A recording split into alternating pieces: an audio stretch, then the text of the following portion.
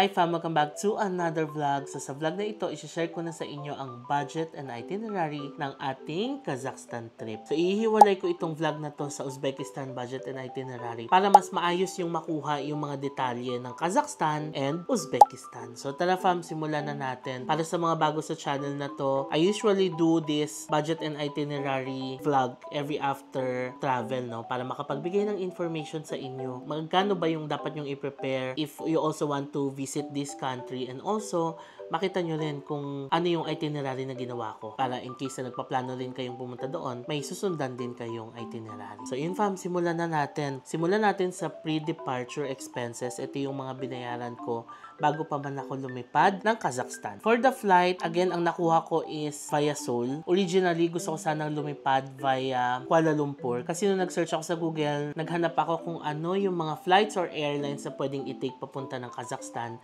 And isa sa mga una kong nakita is via Kuala Lumpur. Lilipad tayo from here to Kuala Lumpur, tapos sasakay ng Air Asia X going to Almaty. However, nung nagtitingin ako ng dates, hindi tumutugma yung dates ng flights ng Air Asia X sa dates na gusto ko. Kaya naghanap ako ng ibang options. And nakita ko nga itong via Seoul. Kasi meron ding flight from Seoul to Almaty, direct flight. So ayun, nagtingin-tingin ako ng flights and nakuha ko itong Manila to Seoul tapos Seoul to Almaty. Sa mga nagtatanong, separate ko pong binook ang Manila to Seoul ko and Seoul to Almaty. Manila to Seoul nabook ko via Korean Air. And Seoul to Almaty is via Air Astana. And kung mapapansin nyo, doon sa first vlog ko, yung baggage ko, fam, diniretso na. From Manila, doon ko na siya pinick up sa Almaty. Hindi ko na siya kinuha pa sa Incheon and hindi na rin ako lumabas ng immigration. Kahit na magkaiba yung airlines ko.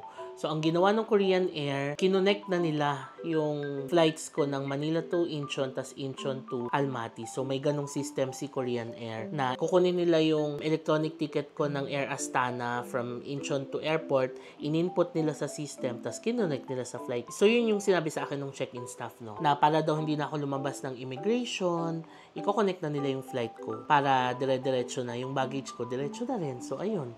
Luckily, na-connect yung Korean Air and Air Astana ko na flight. So, ang binayaran ko from Manila to Seoul is 12,275.2.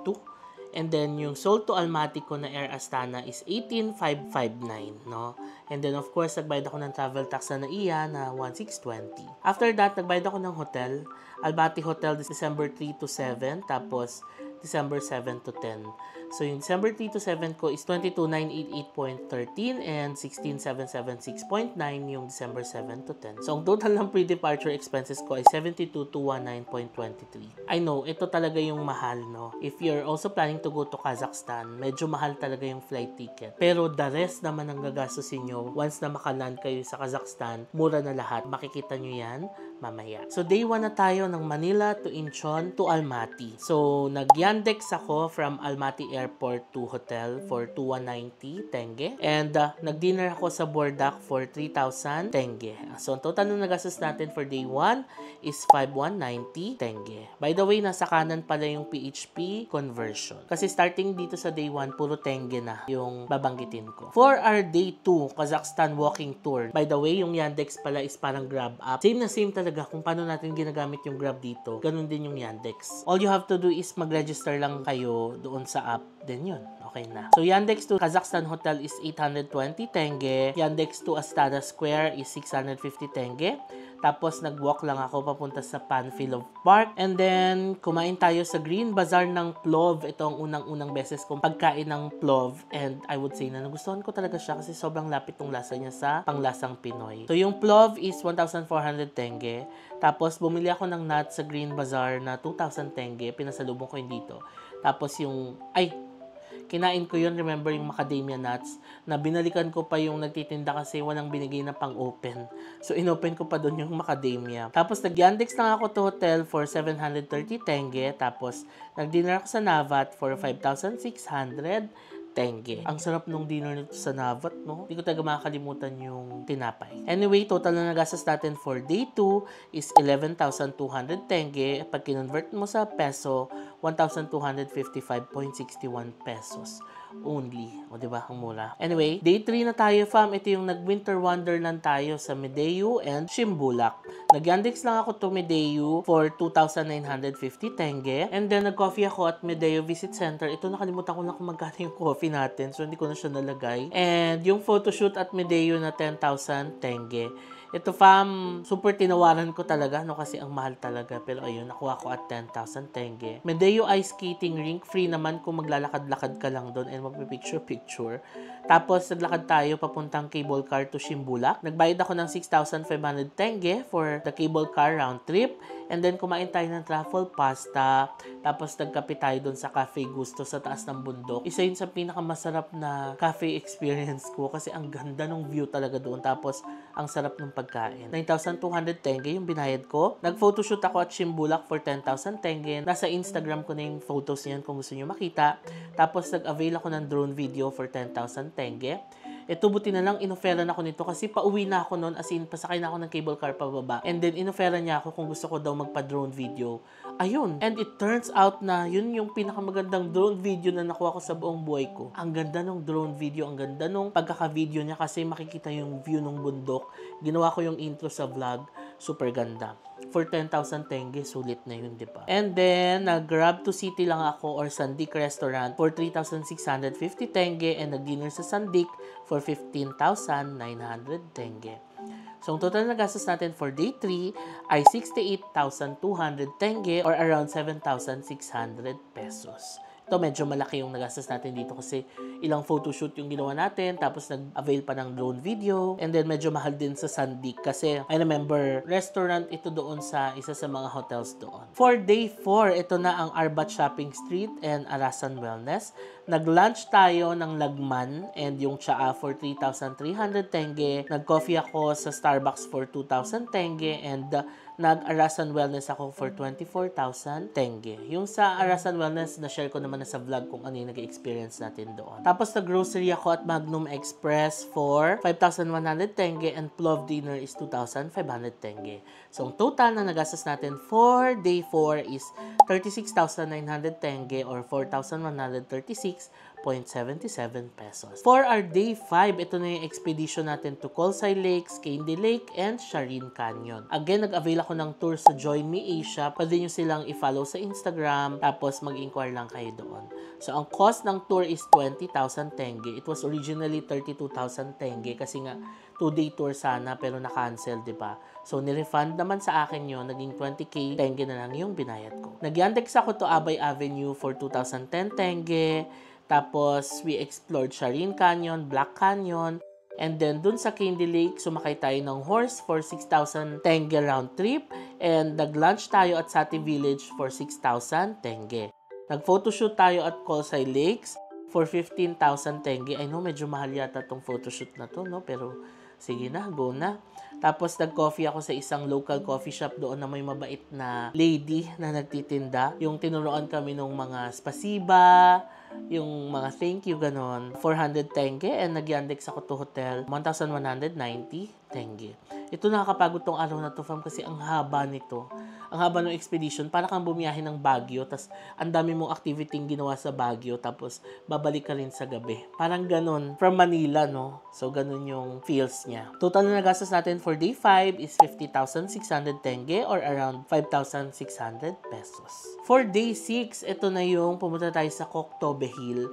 And nag-snow nung araw na to. Sabi ko nga sa vlog, blessing in disguise yata na hindi tayo natuloy sa 2-day excursion natin sa bundok.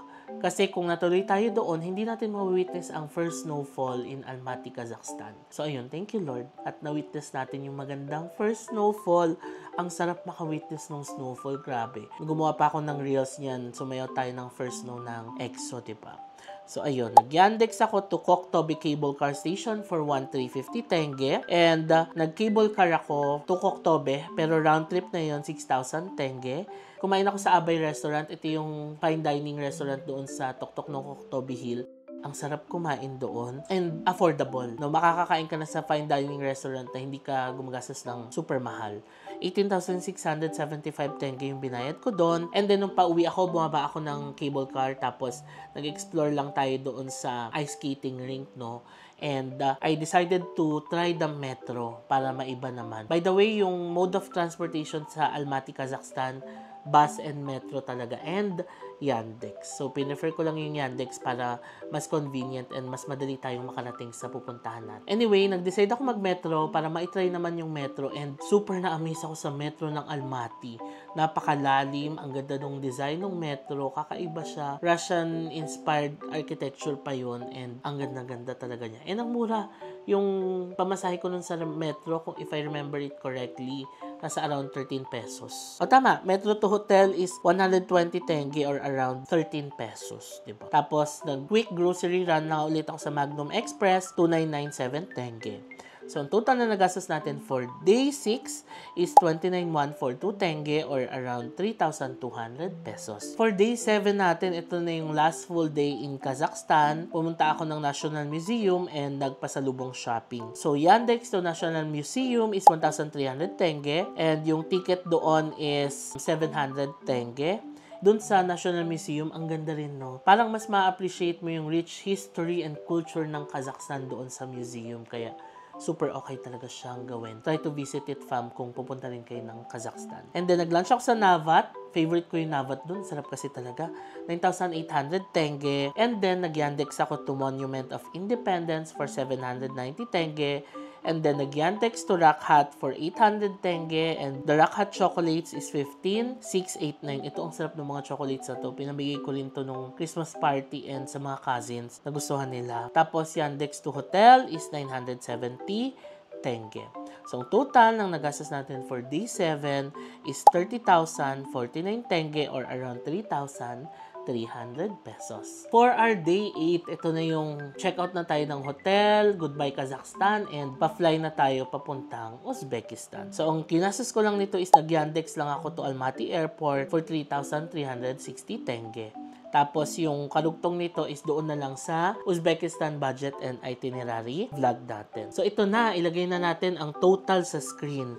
So, for transportation, ang nagastos natin is 3,237.67. Ang meal natin is 11,609.98. For activity, 11,457.4. So, ang total ng nagastos natin doon sa Kazakhstan ay 26,305.04.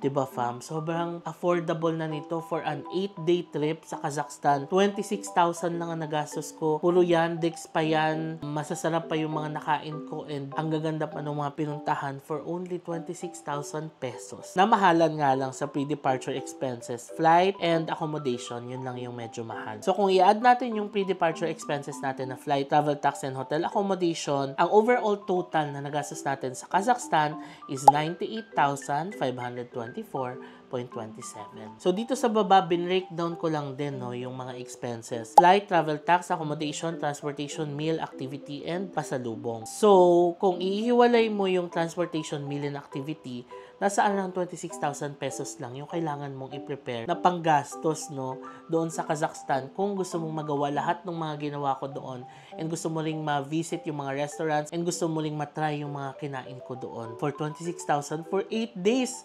Grabe, sobrang mura. Syempre, yung flight, kanya-kanyang diskarte na yan. Kung makakuha kayo ng, let's say, piso fare to Kuala Lumpur or piso fare to Bangkok or piso fare to Incheon, at least yung gagastusin nyo na lang na medyo malaki is from Kuala Lumpur to Almaty or Bangkok to Almaty or Incheon to Almaty. So, yun yung tip ko, no? Mag-abang kayo ng mga piso fare doon sa mga countries kung saan pwede kayong mag-layover to Almaty. Kagaya ko, Incheon.